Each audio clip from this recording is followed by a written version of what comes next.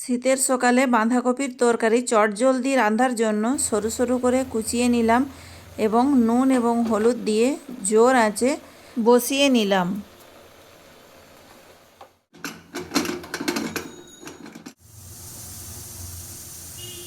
City পড়বার আগে গ্যাসটা বন্ধ করে দেব। কুকারে বাঁধাকপি সেদ্ধ হয়ে গেছে, হাফ সেদ্ধ হয়েছে, পুরোপুরি সেদ্ধ হয়নি। আমি এটা ঝুড়ির মধ্যে ঢেলে জল ঝরিয়ে নেব। বাঁধাকপিতে মাছের মাথা দেব বলে নুন হলুদ মাখিয়ে নিচ্ছি।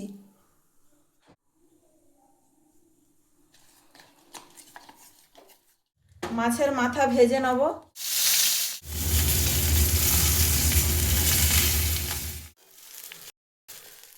আবার তো বাঁধাকপির তরকারি রান্নার জন্য কড়াইয়ে তেল দিয়ে দিলাম। পেঁয়াজ কুচি, লঙ্কা দেব না, কাঁচা লঙ্কা বাটা দেব। পেঁয়াজ কুচি ভাজা হয়ে গেছে, মাছের মাথাটা আবার দিয়ে দিলাম, ভালোভাবে ভেঙে নেব।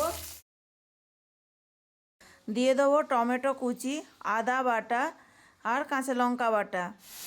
দিয়ে দিলাম তেজপাতা বাটা। কোনো কিছু রান্নার সময় আমার দিদাকে দেখতাম তেজপাতা বাটা দিয়ে তো। দিয়ে দেবো জিরে বাটা, জিরে বাটা দিয়ে ভালোভাবে কষিয়ে নেব। বাড়িয়েই আমি প্রথম থেকে রান্না করছি এবং বারবার কষাতে কষাতেই রান্নাটা হয়ে যাবে। মশলা তরকারিও হয়ে গেছে, দিয়ে দিলাম উপর থেকে ধনেপাতা, ভালোভাবে নাড়িয়ে নেব। দেখুন মাখা মাখা হয়ে যাচ্ছে এবং কড়াইয়ে দোলা পাকা হয়ে যাচ্ছে। এইখানে বোঝা যাবে যে বাঁধাকপির তরকারি ভালোভাবে কষানো হয়ে গেছে। গ্যাস বন্ধ করে দেবো।